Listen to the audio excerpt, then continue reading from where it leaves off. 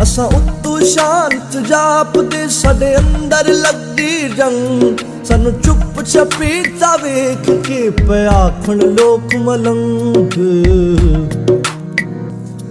असा खुब्बे गम देखो बड़े साडे लंबे हो गए केस पाताने बाणे सोच दे असा बुनदे रहंदे केस